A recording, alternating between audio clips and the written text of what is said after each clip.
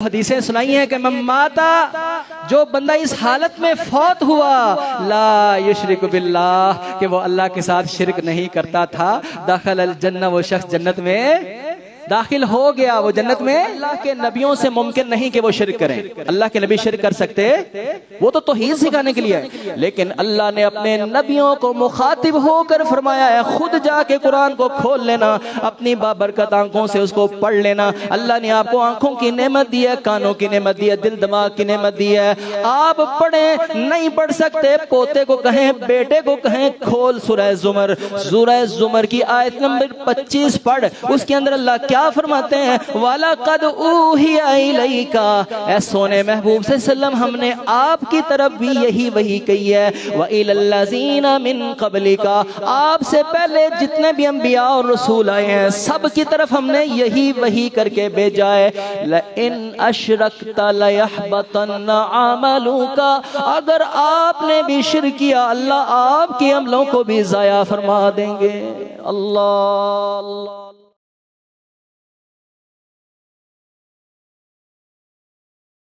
اعوذ باللہ من الشیطان الرجیم،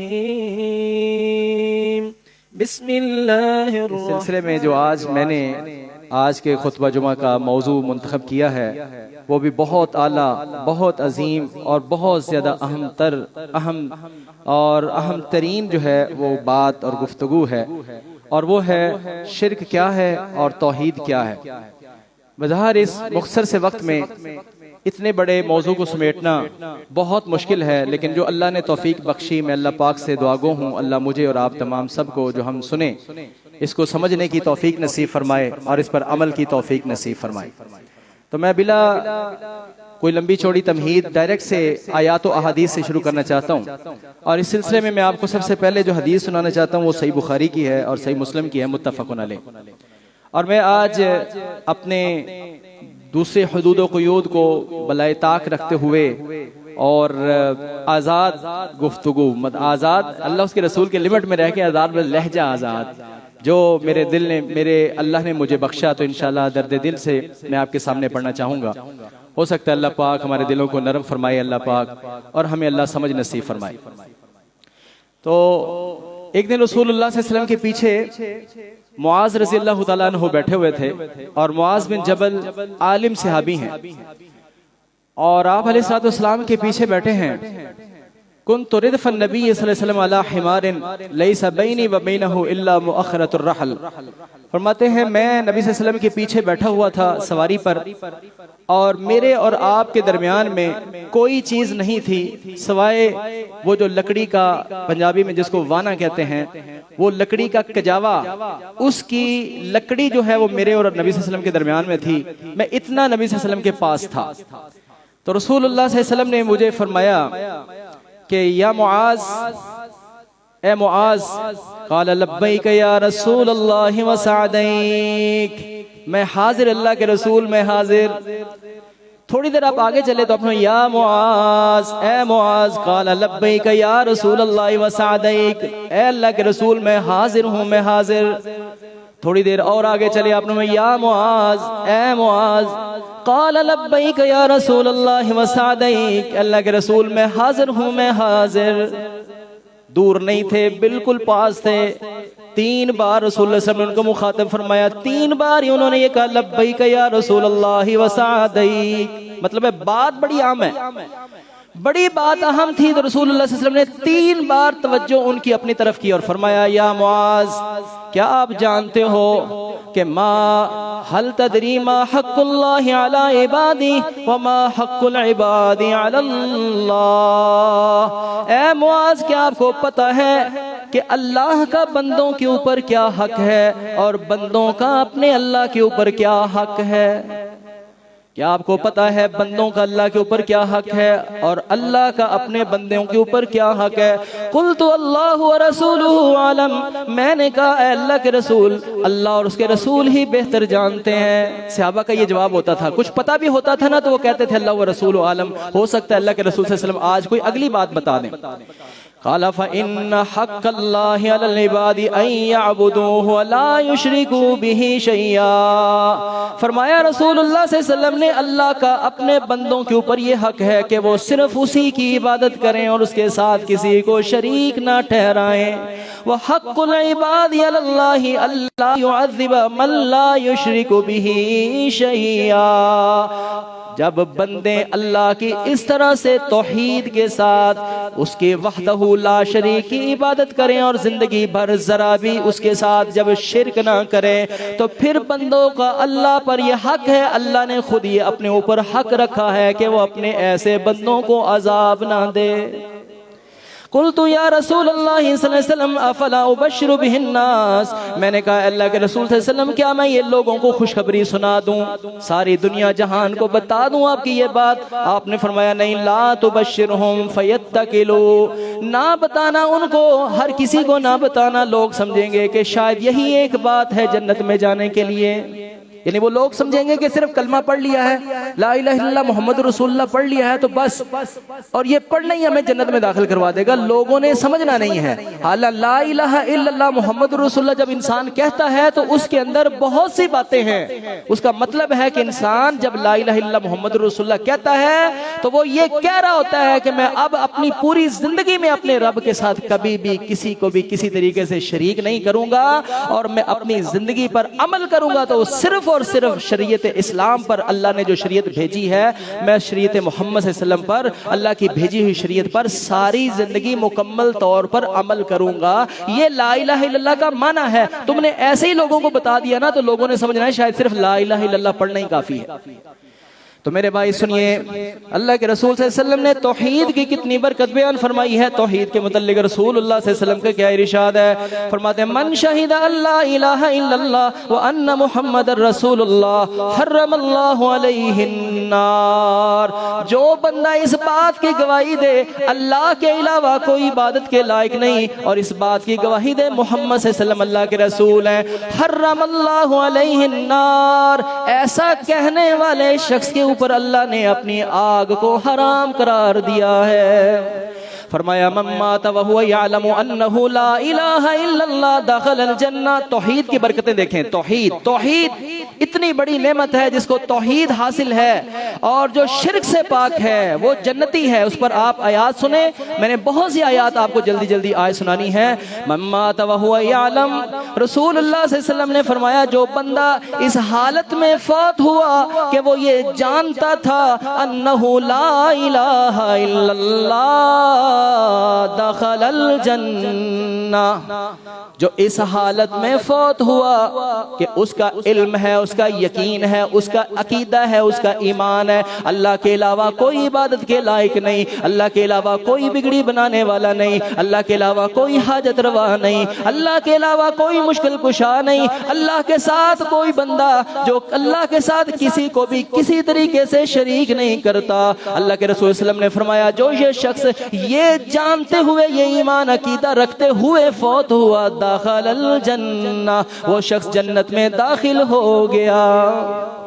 ایک اور حدیث سنیں پھر جابر رضی اللہ فرماتے ہیں قال رسول اللہ صلی اللہ علیہ وسلم سنتان موجبتان, دو چیزیں ایسی ہیں جو واجب کر دینے والی ہیں. قال رجل یا رسول اللہ مل موجبتان, ایک آدمی نے کہا اللہ کے رسول وہ دو چیزیں جو واجب کر دیتی ہیں کس چیز کو واجب کر دیتی ہیں آپ بتا تو دیجئے. آپ نے فرمایا من مات یشرک باللہ شیئا, جو بندہ اس حالت میں فوت ہوا کہ وہ اللہ کے ساتھ کسی کو شریک ٹھہراتا تھا داخل النار, اس کے اوپر جہنم واجب ہو گئی. جو بندہ اس حالت میں فوت ہوا کہ وہ اللہ کے ساتھ شرک کرتا تھا داخل النار, وہ جہنم میں داخل ہوگا, اس کے اوپر جہنم واجب ہو گئی. ومن مات لا یشرک باللہ شیئا, اور جو بندہ اس حالت میں فوت ہوا کہ اللہ کے ساتھ کسی کو شریک نہیں ٹھہراتا تھا داخل الجنہ, اس کے اوپر جنت واجب ہو گئی. توحید اتنی بڑی برکت ہے، توحید ہے تو جنت ہے، توحید نہیں شرک کی زندگی انسان گزار رہا ہے، پھر وہ حجیں بھی کرے، وہ عمرے بھی کرے، وہ نفل بھی پڑھے، وہ صدقہ و خیرات بھی کرے، وہ ہاسپٹلز بنا دے، وہ مسجدیں بنا دے، وہ مدرسے بنا دے، وہ جتنے بڑے پہاڑوں جیسے اعمال کر دے، لیکن اگر اس کے عقیدے کے اندر شرک موجود ہے، اللہ سبحانہ و تعالیٰ نے یہ اعلان فرما دیا میں ایسے بندے کو کسی صورت میں ہرگز نہیں بخشوں گا۔ تو کچھ آیات میں آپ کے سامنے، بہت سی میں نے آپ کے سامنے آج پڑھنی ہے آیات، سنیے اللہ کے رسول صلی اللہ علیہ وسلم نے کیا فرمایا، اللہ تعالیٰ نے کیا فرمایا ہے۔ شرک سے بچیے، شرک، ابھی میں شرک آپ کو بتاؤں گا، لیکن پہلے آپ سن لیں کہ شرک کتنا بڑا جرم ہے۔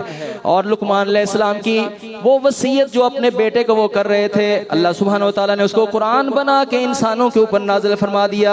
انہوں نے اپنے بیٹے سے کہا یا بنیا لا تشرک باللہ ان الشرک لظلم عظیم، اے میرے بیٹا میری نصیحتوں میں سے سب سے پہلی نصیحت تمہیں یہ ہے کہ اللہ کے ساتھ کسی کو شریک نہ ٹھہرانا، کیونکہ شرک جو ہے یہ سب سے بڑا ظلم ہے، یہ سب سے بڑا اندھیرا ہے۔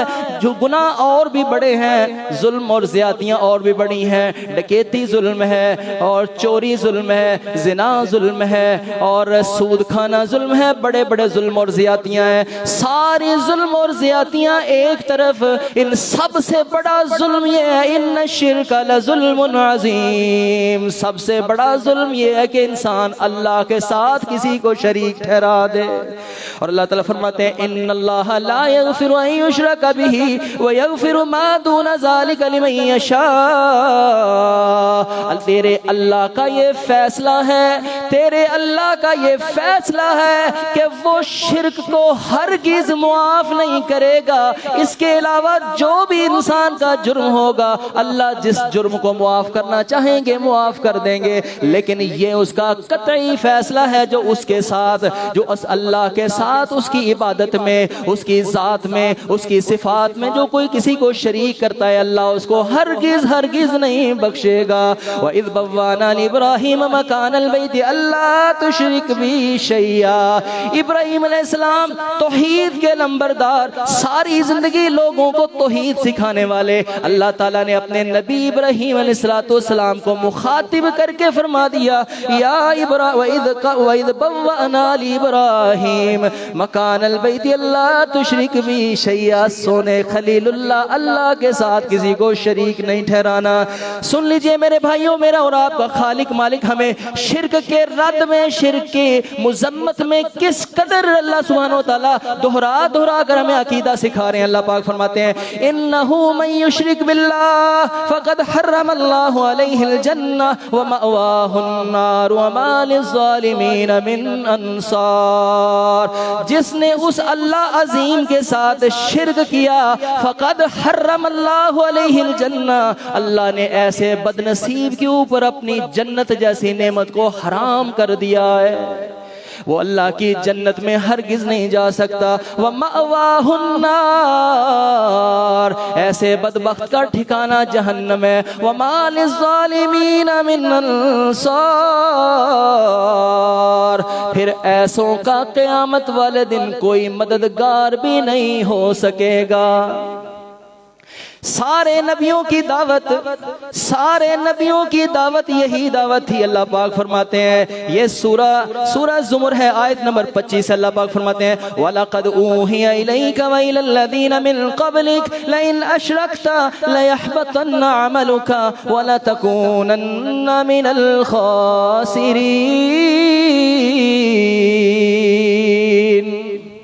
بات سمجھ آ رہی میری؟ اسپیکر کی آواز زیادہ تو نہیں؟ بات سمجھ آ رہی؟ میں آپ کو جتنی بھی آیتیں حدیثیں آج سناؤں گا نا وہ شرک کی مذمت پر اور توحید کی عظمت پر ہوں گی، تاکہ یہ بات ہم سمجھ لیں کہ توحید کتنی ضروری ہے اور شرک سے بچنا کتنا ضروری ہے۔ اللہ کے نبیوں سے ممکن نہیں کہ وہ شرک کریں، اللہ کے نبی شرک کر سکتے، وہ تو توحید سکھانے کے لیے ہے، لیکن اللہ نے اپنے نبیوں کو مخاطب ہو کر فرمایا ہے خود جا کے قرآن کو کھول لینا، اپنی بابرکت آنکھوں سے اس کو پڑھ لینا۔ اللہ نے آپ کو آنکھوں کی نعمت دی ہے، کانوں کی کی نعمت دی ہے، دل دماغ کی نعمت دی ہے.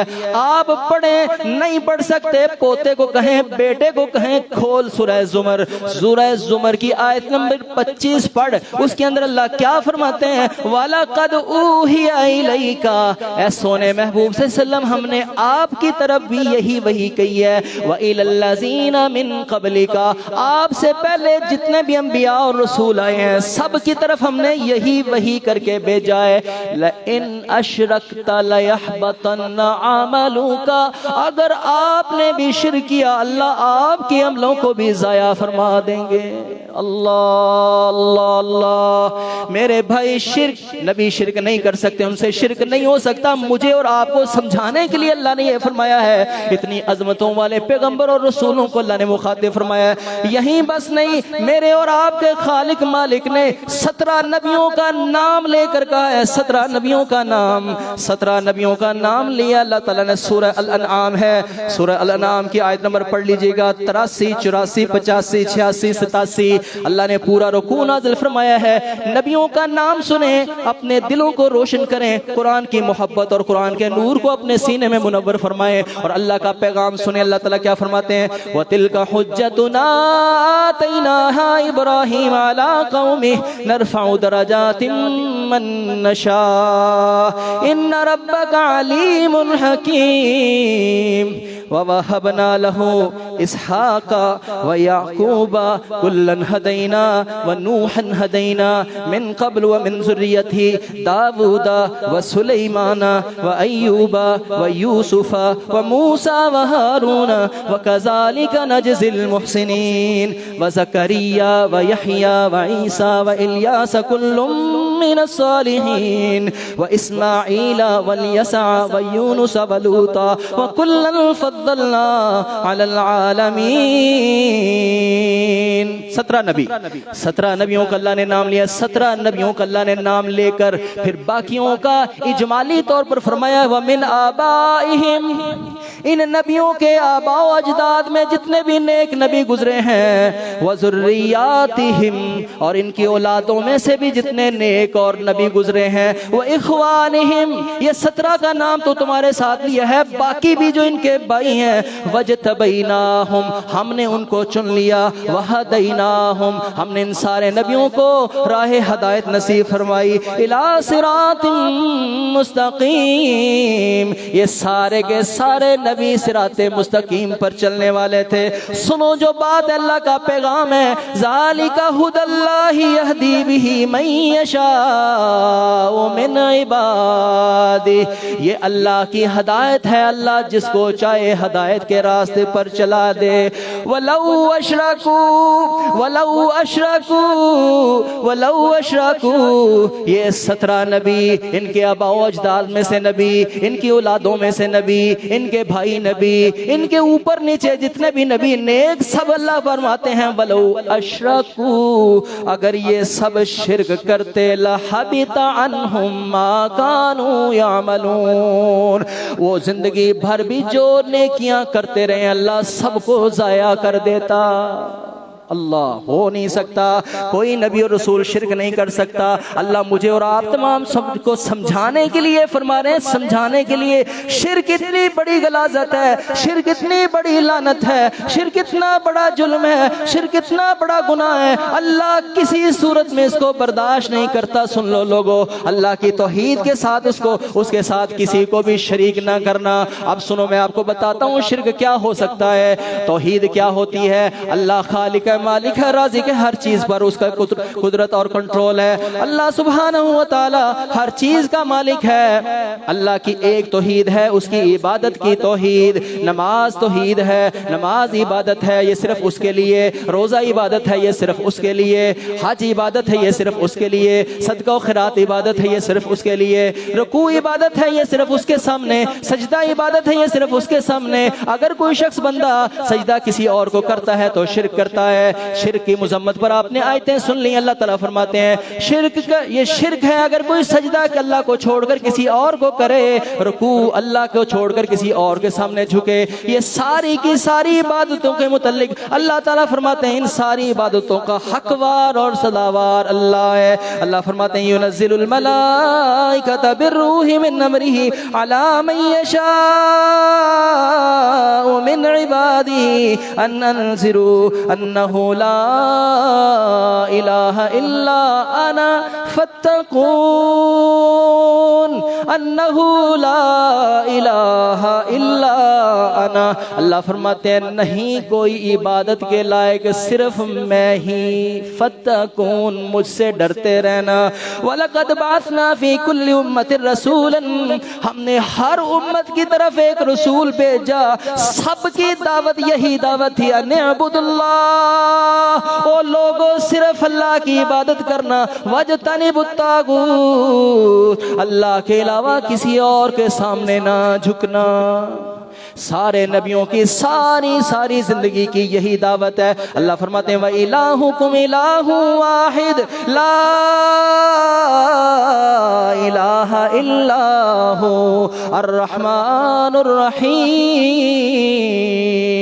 اور تمہارا الہ ایک ہی الہ ہے، تمہارا عبادت کے لائق ذات ایک ہی ذات ہے، اس کے علاوہ کوئی عبادت کے لائق، اس کے علاوہ کوئی عبادت کے لائق، نماز اس کے علاوہ کسی اور کے لائق، سجدہ اس کے علاوہ کسی اور کے لائق، رکوع اس کے علاوہ کسی اور کے لائق، یہ تشہد اس کے علاوہ کسی اور کے لائق، یہ ذکر و اذکار اس کے علاوہ کسی اور کے لائق بالکل بھی نہیں، بالکل بھی نہیں، ہرگز نہیں۔ اگر کسی نے اس کے ساتھ کسی کو اللہ کی عبادت کے ساتھ ساتھ عبادت اللہ کی طرف کرتا ہے لیکن سامنے وہ منہ نیت کر لیتا ہے کہ یہ سجدہ اس کو بھی ہو جائے اللہ کو بھی ہو جائے، یہی شرک ہے۔ اللہ فرماتے ہیں ذالکم اللہ ربکم لا الہ الا ہوا فاعبدوا، یہ تمہارا رب ہے، عبادت کے صرف لائق وہی ہے، فاعبدوا، صرف اسی کی ہی عبادت کرو۔ شہید اللہ انہ لا الہ الا ہو۔ آیتیں قرآن ہی سنتے جائیں، قرآن، یہ رمضان قرآن کا مہینہ ہے، قرآن پڑھنے اور سننے اور سنانے کا مہینہ ہے، اس لیے میں آپ کو اپنی روٹین سے ہٹ کر آج آپ کو آیتیں حدیثیں سنا رہا ہوں تاکہ ہمارے دل نرم ہو جائیں اور قرآن کی برسات جو ہے وہ برس جائے اور اللہ کے فضل سے ہمارے سینے قرآن کے نور سے منور ہو جائیں اور ہمارے دل جو ہیں وہ ٹھنڈے ہو جائیں۔ اللہ کا قرآن سنیں، محبت سنیں۔ شاہد اللہ انہ لا الہ الا ہو، اللہ اس بات پر گواہ ہے اس کے علاوہ کوئی عبادت کے لائق نہیں۔ والملائکۃ، فرشتے بھی اس بات پر گواہ ہیں، واولو العلم، اہل علم بھی اس بات پر گواہ ہیں، قائما بالقسط، وہ اہل علم جو انصاف پر کھڑے ہوئے ہیں وہ اس بات پر گواہ ہیں لا الہ الا ہو، اس کے علاوہ کوئی عبادت کے لائق نہیں۔ العزیز، وہ غالب ہے، الحکیم، وہ حکمتوں والا ہے۔ اللہ اکبر۔ سنیں آپ کا اللہ کون ہے؟ اللہ خالق مالک۔ میں جھڑیاں لگا دوں، اللہ کا قرآن سنا سنا کر آپ کے دلوں کو زندہ کر دوں۔ اللہ پاک فرماتے ہیں عبادت کے لائق تو پھر وہی ہونا چاہیے نا جس کی یہ صفاتیں ہیں۔ یہ 20واں سپارہ میرے سامنے ہے، اس کا پہلا رکوع پڑھنے لگا ہوں آپ کے سامنے۔ اللہ فرماتے ہیں امن خلق السماوات والارض وانزل لكم من السماء ماء، وہ کون ہے جس نے آسمان و زمین کو پیدا کیا؟ بولتے جائیے کون ہے؟ اللہ ہی کی ذرا آواز لگا دینا۔ امن خلق السماوات والارض، اللہ سوالیہ انداز میں پوچھتے ہیں کون ہے جس نے آسمانوں کو پیدا کیا؟ اللہ ہی۔ والارض، کون ہے جس نے زمین کو پیدا کیا؟ اللہ ہی۔ وانزل لكم من السماء ماء، اور اس نے آسمانوں سے پانی کو نازل کیا، آسمانوں سے بارشیں برسانے والا والا کون؟ اللہ ہی فَأَنبَتْنَا بِهِ حَدَائِقَ ذَاتَ بَهْجَةٍ، وہ ذات ہے کہ جس نے بارونق باغ اگائے، ان باغوں کو، درختوں کو، کھیتیوں کو، فصلوں کو اگانے والا کون؟ یہ عقیدہ سمجھ کے جانا ہے۔ قرآن پڑھ رہا ہوں، قرآن میری بات نہیں، میرے بڑے کی بات نہیں، کسی مولوی کی بات نہیں، کسی امام کی بات نہیں، اللہ خالق مالک رازق کا عقیدہ آپ کو پڑھ کے سنا رہا ہوں۔ یہ عقیدہ رکھو میرے بھائیو، یہ سارے کام اللہ کے ہیں، اللہ کے علاوہ کسی اور کو نہ جوڑو، کسی اور کی نیت اور ارادہ عقیدہ نہ رکھو، اللہ کے علاوہ کسی اور نے یہ کام کوئی نہیں کیا۔ اللہ فرماتے ہیں ما کان لکم ان تنبتوا شجرہا، اس نے زمین کے اوپر جتنے بھی یہ درخت اگائے ہیں تمہاری اوقات نہیں کہ ایک پودا بھی اگا سکو۔ الہ مع اللہ، اللہ اپنا تعارف فرماتے ہیں یہ کام جب اللہ نے کیے ہیں تو بتاؤ پھر اللہ کے ساتھ کوئی اور عبادت کے لائق ہے؟ بالکل بھی نہیں۔ الہ مع اللہ، کیا ہے کوئی پھر اللہ کے ساتھ کوئی اور عبادت کے لائق؟ پھر کیوں کسی اور کے سامنے جھکتے ہو؟ پھر کیوں کسی اور کے سامنے سجدے کرتے ہو؟ پھر کیوں کسی اور کے سامنے رکوع کرتے ہو؟ پھر اور کسی کو کیوں مالک سمجھتے ہو؟ پھر اور کسی کو کیوں تم سمجھتے ہو کہ وہ ہر چیز کا مالک ہے؟ بل ہم قوم یعدلون، آگے فرماتے اللہ پاک فرماتے ہیں امن جعل الارض قرارا وجعل خلالها انہارا وجعل لها رواسي وجعل بين البحرين حاجزا الہ مع اللہ بل اکثرهم لا يعلمون۔ بھلا کون ہے جس نے زمین کو قرار بخشا؟ اس زمین کو سٹیبل کس نے کیا؟ صرف اللہ نے ہی۔ اس زمین کو کس نے کھڑا کیا ہے؟ اللہ نے۔ وجعل خلالها انہارا، اللہ وہ ذات ہے کہ جس نے اس کے اندر سے نہروں کو چلا دیا۔ وجعل لها رواسي، اس کے اوپر جو ہے پہاڑوں کو کھڑا کر دیا۔ وجعل بین البحرین حاجزا، اللہ نے سمندروں کے اندر جو ہے پردے لگا دیے۔ الہ مع اللہ، پھر بتاؤ یہ سارے کام جب اللہ کرنے والا ہے تو بتاؤ پھر اللہ کے علاوہ کوئی عبادت کے لائق ہے؟ نہیں نہیں، اللہ کے علاوہ پھر اور سجدے کے کوئی لائق نہیں ہے، اللہ کے علاوہ کوئی اس لائق نہیں کہ اس کے سامنے جھکا جائے، صرف وہ ذات ہے اس کے سامنے جھک۔ اللہ فرماتے ہیں امن یجیب المضطر اذا دعاہ ویکشف السوء، اور بتاؤ بے بس لچاروں کی، بے سہاروں کی کون سننے والا ہے؟ صرف اللہ ہی، جو بے بس ہے، جس کا کوئی نہیں، جس کا کوئی سہارا نہیں، جس کے کوئی سننے والا نہیں، اس کے کون سننے والا ہے؟ مضطر اور مجبور کی سننے والا کون؟ مجبور اور مقہور کی سننے والا کون؟ صرف اللہ ہی سننے والا ہے، اللہ ہی سننے والا ہے، اللہ کے علاوہ کسی اور کو نہ پکارو۔ وَيَكْشِفُ السُّوءَ، اللہ وہ ذات ہے جو انسانوں کی مشکلوں کو دور کر دیتا ہے۔ بتائیں پھر مشکل کشا کون؟ اللہ ہی۔ بتائیں پھر مشکل کشا۔ میں یہ قرآن پڑھ رہا ہوں، یہ قرآن پاک کی سورہ نمل کی آیت نمبر 62 ہے، جس میں اللہ فرمایا وَيَكْشِفُ السُّوءَ، مضطر اور مجبور کی بھی سننے والا وہ اللہ ہی، اور اس مشکل کو انسان سے دور کرنے والا بھی صرف اللہ ہی۔ وَيَجْعَلُكُمْ خُلَفَاءَ الْأَرْضِ أَإِلَٰهٌ مَّعَ اللَّهِ، اللہ پاک پوچھتے ہیں جب مجبوروں کی سننے والا وہ، اور جب بے قصوں بے سہاروں کی مصیبتیں پریشانیاں دور کرنے والا بھی وہ، تو پھر بتاؤ کیا اللہ کے علاوہ کوئی عبادت کے لائق ہے؟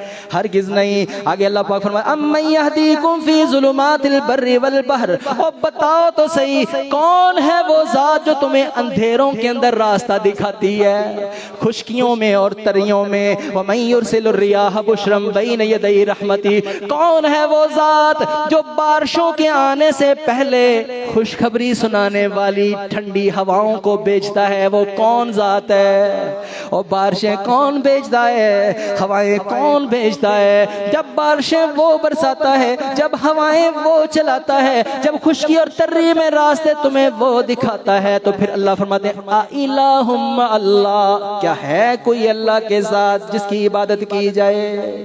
پھر اس کے سامنے ہی جھکنا پڑے گا۔ امن یبدأ الخلق ثم یعید، کون ہے کہ جس نے سب سے پہلے انسان کو پیدا کیا؟ کون ہے جو سب سے پہلے تخلیق دیتا ہے؟ سبحان اللہ، قربان جائیں اس کی ذات پر۔ انسان کوئی چیز بناتا ہے تو کسی کو دیکھ کر بناتا ہے، کوئی ایک اس کے سامنے نقشہ ہوتا ہے، کوئی پہلے سے تصویر ہوتی ہے، کوئی سناپسس اس کے سامنے ہوتے ہیں، کوئی آؤٹ لائن اس کے سامنے ہوتی ہے، کسی منظر اور سینری کو وہ دیکھتا ہے تو پھر اس طرح سے اور پینٹ کر لیتا ہے۔ وہ اللہ وہ ذات ہے جس نے بغیر بلو پرنٹس کے، بغیر نقشہ جات کے، بغیر کسی پہلے منظر کشی کے خود سے تصویریں بنا دی۔ انسان کو ان جیسے بنا دیا، حیوانوں کو ان جیسے بنا دیا، انسانوں پرندوں چرندوں کی وہ تصویریں بنانے والا۔ هو الذی یصورکم فی الارحام کیف یشاء لا الہ الا ہو۔ وہ ذات ہے کہ جو تمہاری تصویریں بناتا ہے جیسے وہ چاہتا ہے، تو پھر ہے نا عبادت کے لائق صرف وہی، پھر صرف اس کے سامنے تمہیں جھکنا ہوگا۔ قل ہاتوا برہانکم ان کنتم صادقین، پھر بتاؤ اگر تمہارے پاس کوئی دلیل ہے، کسی اور کے اللہ ہونے کی کوئی دلیل ہے تو لاؤ میرے سامنے۔ اللہ پاک فرماتے ہیں، اللہ اکبر میرے بھائی، مشرکین مکہ بھی کچھ توحید کو مانتے تھے۔ آئے میں بتاؤں نبی پاک صلی اللہ علیہ وسلم کی ان کے ساتھ لڑائی کیا تھی، ان کا شرک کیا تھا۔ مانتے تھے جب ان سے پوچھا جاتا تھا یہ زمین و آسمان کا بنانے والا کون، اس کو تو وہ بھی مانتے تھے۔ اب میں آپ کے سامنے سورہ یونس کی آیت نمبر 31 پڑھنے لگا ہوں، جس کے اندر آپ دیکھیں گے مشرکین مکہ سے جب پوچھا کہ یہ ان چیزوں کو بنانے والا کون، وہ بھی مانتے تھے اللہ ہی ہے، لیکن وہ شرک کیا کرتے تھے ذرا سن کے جائیے گا۔ اللہ فرماتے ہیں قل من یرزقکم من السماء والارض، اے نبی کریم صلی اللہ علیہ وسلم ان سے پوچھیں، ان مشرکین مکہ سے پوچھیں کون ہے جو آسمانوں اور زمین سے رزق دیتا ہے، کون ہے، ان سے پوچھیں۔ ان سے یہ بھی پوچھیں امن یملک السماء والابصار، کون ہے جس نے یہ کان بنائے، جس نے آنکھیں بنائی۔ ان سے یہ بھی پوچھیں ومن یخرج الحی من المیت، کون ہے جو مردہ سے زندہ کو نکالتا ہے۔ ان سے یہ بھی پوچھیں ویخرج المیت من الحی، کون ہے جو زندوں سے مردہ کو نکالتا ہے۔ ان سے یہ بھی پوچھیں وَمَن يُدَبِّرُ الْأَمْرَ، یہ کائنات کے امور کون چلاتا ہے۔ ان سے یہ سارے سوال پوچھیں فَسَيَقُولُونَ اللَّهُ، یہ مشرکین مکہ بھی کہیں گے کہ یہ سارے کام اللہ کرنے والا ہے۔ جب وہ یہ مانتے تھے، جب وہ یہ مانتے تھے یہ سارے کام اللہ کرنے والا ہے، پھر شرک کیا تھا؟ شرک ہوتا ہے کسی کو پارٹنر بنانا، پارٹنر کہ اللہ نے کیا ہے all at the same time there is another one، کوئی اور بھی ایسا ہے کہ جو ایسا کرنے والا ہے۔ اللہ نے کیا ہے، وہ مانتے تھے یہ سارا اللہ نے کیا ہے، لیکن وہ کہتے تھے کہ اللہ کے ساتھ کچھ اور بھی ہیں جو یہ کرتے ہیں۔ کائنات کے امور اللہ چلاتا ہے، لیکن یہ لات منات عزا کا بھی کوئی کام ہے۔ ان سے جب پوچھا گیا کہ تم ان کی عبادت کرتے ہو، تو وہ کہتے تھے نہیں نہیں، ہم ان کی کب عبادت کرتے ہیں، ما نعبدہم الا لیقربونا الی اللہ زلفی، ہم ان بتوں کی عبادت نہیں کرتے، ہم تو صرف ان کے سامنے سجدہ اس لیے کرتے ہیں کہ ہماری ان کے سامنے، ان کی اللہ کے سامنے۔ اللہ فرماتے ہیں مجھے یہ برداشت نہیں، مجھے یہ برداشت نہیں، میں تو تیری شارک سے بھی زیادہ قریب ہوں، میں تو تیری شارک سے بھی زیادہ قریب ہوں، یہ تو میرا تو انکار کر رہا ہے، یہ کہہ کر کہ وہ سنتا نہیں۔ اللہ فرماتے ہیں نحن اقرب الیہ من حبل الورید، ہم تو تیری شارک سے بھی زیادہ قریب ہیں، جو تو سوچتا ہے ہم اس کو جانتے ہیں۔ انہ علیم بذات الصدور، وہ تو سینوں کی بات کو بھی جانتا ہے۔ ان اللہ لطیف خبیر، وہ لطیف بریک بین ہے، خبیر خوب خبردار ہے۔ پھر یہ کہنا کہ وہ ہماری سنتا نہیں، ان کی موڑتا نہیں، ان کی موڑتا نہیں، ہماری سنتا نہیں، کتنا بڑا شرک کر رہے ہو، کتنا بڑا کفر کر رہے ہو اللہ کی صفتوں کا۔ اللہ کی صفت یہ ہے وہ سمیع ہے، السمیع ہے، ایسا سننے والا کہ وہ بیک وقت ساری کائنات کو بیک وقت سن رہا ہے۔ وہ ایسا البصیر ہے، وہ ساری کائنات کو بیک وقت دیکھ رہا ہے۔ اللہ کے علاوہ کوئی اور ہستی ذات ایسی نہیں ہے جو سب کو سن رہی ہے، اللہ کے علاوہ کوئی ہستی ذات ایسی نہیں ہے جو سب کو دیکھ رہی ہے۔ وہ مشرکین مکہ، اللہ فرماتے ہیں ان سے پوچھیں یہ سارے کام کون کرتا ہے؟ اللہ فرماتے ہیں یہ تمہیں اے حبیب صلی اللہ علیہ وسلم یہ آپ کو آگے سے جواب دیں گے، فَسَيَقُولُونَ اللَّهُ، اللہ یہ سارے کام کرنے والا ہے۔ فَقُلْ أَفَلَا تَتَّقُونَ، پھر ان سے کہیں پھر اللہ سے ڈرتے کیوں نہیں، صرف اس کی عبادت کیوں نہیں کرتے؟ تھک تو نہیں گئے؟ بول تو میں رہا ہوں نا، سن سن کے آپ تو نہیں تھک گئے؟ ذرا ہرے بھرے رہے، میں آپ کو قرآن سنا رہا ہوں، یہ فتوے آپ پر تو نہیں لگ رہے، آپ تو اہل ایمان ہیں ماشاءاللہ۔ میں آپ کو یہ سبق پکا کروا رہا ہوں، سبق پکا کروا رہا ہوں کہ اس سبق پکے رہیے گا۔ میں نے شروع میں جو آپ کو حدیثیں سنائی ہیں نا، وہ حدیثیں نہ بھولنا، وہ کروا رہا ہوں کہ اس سبق پکے رہیے گا۔ میں نے شروع میں جو آپ کو حدیثیں سنائی ہیں نا، وہ حدیثیں نہ بھولنا۔ وہ حدیثیں سنائی ہیں کہ من ماتا، جو بندہ اس حالت میں فوت ہوا، لا یشرک باللہ، کہ وہ اللہ کے ساتھ شرک نہیں کرتا تھا، داخل الجنہ، وہ شخص جنت میں داخل ہو گیا، وہ جنت میں مماتا۔ یہ سبق نہیں بولنا، یہ سبق ہے، اس سبق کو وضاحت پیش کر رہا ہوں۔ ممات درانے لگا ہوں سبق آپ کے ساتھ۔ مماتا جو بندہ اس حالت میں فوت ہوا، لا یشرک باللہ، وہ اللہ کے ساتھ کسی کو شریک نہیں کرتا تھا، داخل الجنہ، وہ شخص جنت میں داخل ہو گیا۔ تو اس لیے میں آپ کو بتاتا ہوں کہ شرک کیا کیا ہے۔ وہ شرک کرتے تھے تو نا، مشرکین مکہ جو شرک کرتے تھے وہ کون سے شرک کرتے تھے، لہذا ہم وہ نہ کریں، وہ ہم نہ کریں۔ سمجھ آ رہی بھائیوں کو؟ ایک اور اللہ کا اعلان سماعت فرمائیں، ایک اور مقام سنیں۔ اللہ فرماتے ہیں پھر ان سے یہ پوچھئے، سورہ آل عمران سورہ مومنون کی آیت نمبر 84 سے لے کر 79 تک 99 تک، اللہ فرماتے ہیں قل، اے محبوب صلی اللہ علیہ وسلم ان سے یہ پوچھیں، لمن الارض، زمین کا مالک کون؟ ہمارا عقیدہ ہے نا صرف اللہ ہی، تو بڑا سن لیں کہ ان کو کیا کہا۔ قل، ان سے کہیے، لمن الارض، زمین کا مالک کون؟ آج کچھ کلمہ پڑھ کر بھی سمجھتے ہیں کہ اللہ کے علاوہ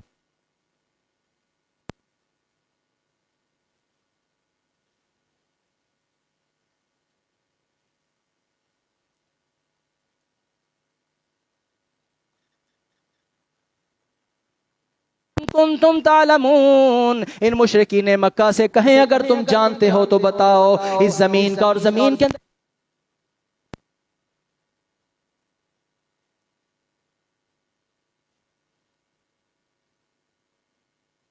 کس کے یہ درخت، کس کے یہ فصلیں، کس کی یہ بھینسیں، جانور کس کے، یہ کس کے حکم پر دودھ دیتے ہیں، یہ کس کے حکم پر دودھ چھوڑتے ہیں، یہ کس کے حکم پر یہ بڑھتے ہیں، یہ کس کے حکم پر بھرتے اور پھولتے ہیں، کس کے حکم سے یہ سارا کچھ ہوتے ہیں۔ سیقولون للہ، یہ مشرکین مکہ بھی کہیں گے یہ ساری چیزوں کا مالک اللہ ہے۔ تو پھر ان سے کہیں افلا تذکرون، پھر تمہیں سمجھ کیوں نہیں آتی، پھر اس کی عبادت کیوں نہیں کرتے، پھر ڈائریکٹ سے اس کو کیوں نہیں بلاتے، پھر اس کو کیوں نہیں پکارتے، پھر جھولیاں کسی اور کے سامنے کیوں پھیلاتے ہو، پھر ہاتھ کسی اور کے سامنے کیوں پھیلاتے ہو، پھر کسی اور کو بگڑی بنانے والا کیوں سمجھتے ہو، پھر کسی اور کو حاجت روا کیوں سمجھتے ہو، پھر اور کسی کو مشکل کشا کیوں سمجھتے ہو، پھر کسی اور کو اپنا بڑا کیوں مانتے ہو، ان ساری چیزوں کا مالک پھر کسی اور کو کیوں سمجھتے ہو۔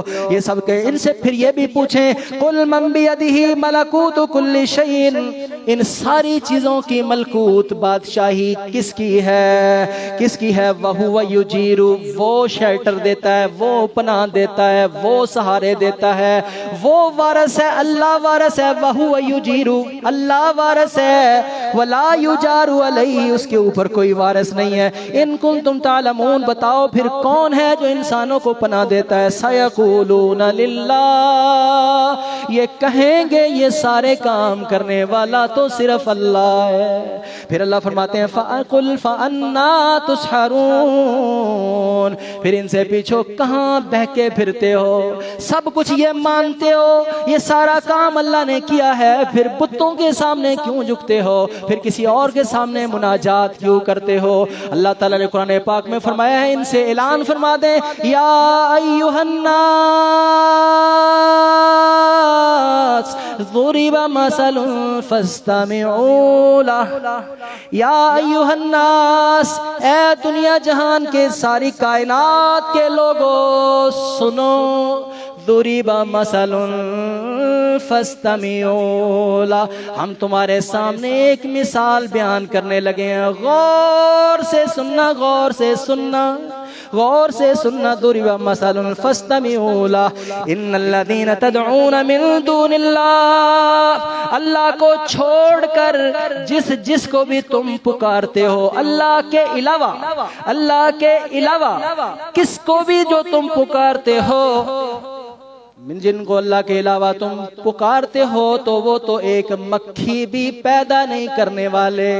ضرب مثل فاستمعوا له ان الذين تدعون من دون الله لن يخلقوا ذبابا ولو اجتمعوا له، اللہ کو چھوڑ کر جو دوسروں کے سامنے ہاتھ پھیلاتے پھرتے ہو، جھولیاں اٹھاتے پھرتے ہو، لن يخلقوا ذبابا، یہ ایک میری مکھی جتنی مخلوق بھی نہیں بنا سکتے۔ ایک مکھی تو کیا، مکھی تو کیا، لن يخلقوا ذبابا ولو اجتمعوا له، سارے مل کر مکھی تو کیا، مکھی بنانا تو بڑی دور کی بات ہے۔ وَإِن يَسْلُبْهُمُ الذُّبَابُ شَيْئًا لَا يَسْتَنقِذُوهُ مِنْهُ، میری بنائی ہوئی مکھی ان کے کھانے میں سے کچھ لے کر اڑ جائے اس کو یہ چھڑا بھی نہیں سکتے۔ ضرب مثل فاستمعوا له ان الذين تدعون من دون الله لن يخلقوا ذبابا ولو اجتمعوا له وان يسلبهم الذباب شيئا لا يستنقذوه منه ضعف الطالب والمطلوب، یہ جو مانگ رہے ہیں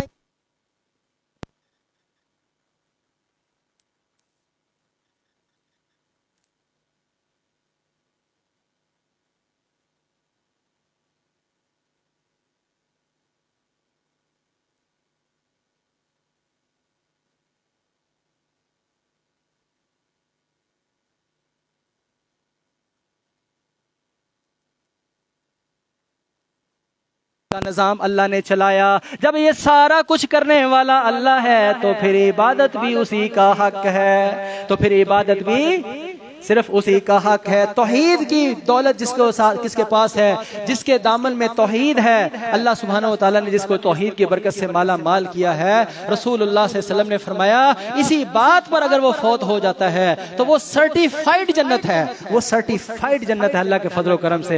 دعا کریں اللہ تعالیٰ ہم سب کو عقیدہ توحید نصیب فرمائے۔ رسول اللہ صلی اللہ علیہ وسلم نے فرمایا ہے من قال لا الہ الا اللہ، جس کسی شخص نے کہا لا الہ الا اللہ، الہ کا معنی بلا کیا، الہ کا معنی اللہ کی جتنی بھی صفتیں ہیں نا وہ ساری لفظ الہ کے اندر موجود ہیں، اس لیے کلمے کے اندر وہ لفظ رکھا گیا ہے جس کے اندر سب چیزوں کا معنی آ جائے، سب چیزوں کا معنی آ جائے۔ تو لا الہ الا اللہ، اللہ کے علاوہ کوئی عبادت کے لائق نہیں، اللہ کے علاوہ کوئی حاجت روا نہیں، اللہ کے علاوہ کوئی مشکل کشا نہیں، اللہ کے علاوہ کوئی بگڑی بنانے والا نہیں، اللہ کے علاوہ کوئی شفائیں دینے والا نہیں، اللہ کے علاوہ کوئی اولادیں دینے والا نہیں، اللہ کے علاوہ کوئی رزق دینے والا نہیں، یہ سب معنی لا الہ الا اللہ کے ہیں۔ رسول اللہ صلی اللہ علیہ وسلم نے فرمایا من قال لا الہ الا اللہ، جس کسی شخص نے کہا اللہ الہ الا اللہ ابتغاء وجہ اللہ، اور اللہ کے ساتھ اللہ کو خوش کرنے کے لیے، وہ جب یہ کہتا ہے نا، یہ جملہ اپنے رب کو کہتا ہے اللہ کو راضی کرنے کے لیے، کیونکہ اللہ سب سے زیادہ راضی